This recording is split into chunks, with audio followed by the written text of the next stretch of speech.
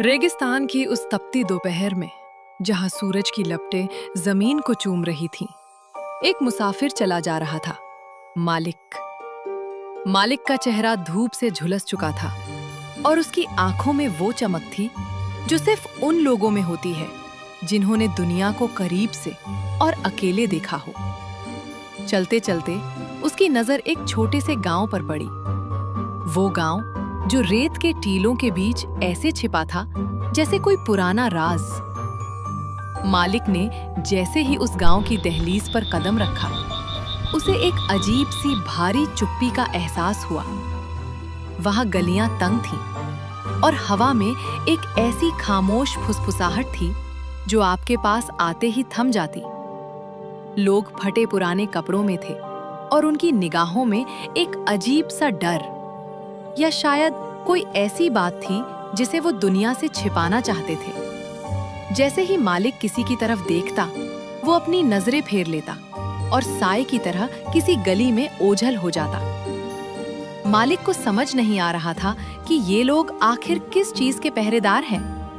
घरों की दीवारों पर अजीब से निशान बने थे, ऐसे निशान जो उसने अपनी बरसों की मुसाफिरी में पहले कभी नहीं देखे थे।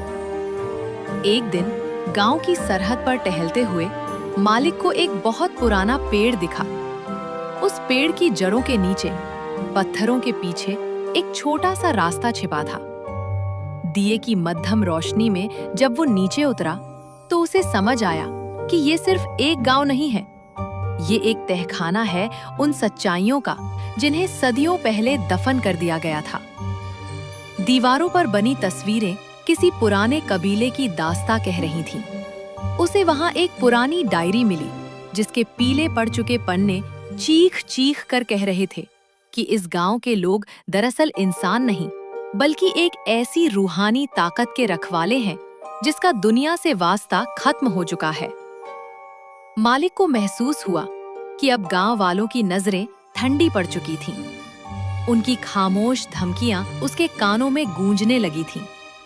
उसे समझ आ गया कि राज जान लेने की कीमत बहुत भारी होती है। उस रात जब पूरा रेगिस्तान सो रहा था, मालिक चुपचाप उस गांव की सरहद से बाहर निकल गया। उसके पीछे वो गांव फिर से उन धूल भरी आंधियों में ओझल हो गया। लेकिन उस दिन के बाद मालिक फिर कभी वैसा नहीं रहा। उसकी रूह में उस रहस्यमयी गांव की एक फांस चुभ गई थी जो उसे बार बार याद दिलाती रहती कि दुनिया में कुछ दरवाजे ऐसे भी हैं जिन्हें बंद ही रहने देना चाहिए। तो ये थी आज की कहानी। अब इजाजत दीजिए, अपना ख्याल रखिएगा।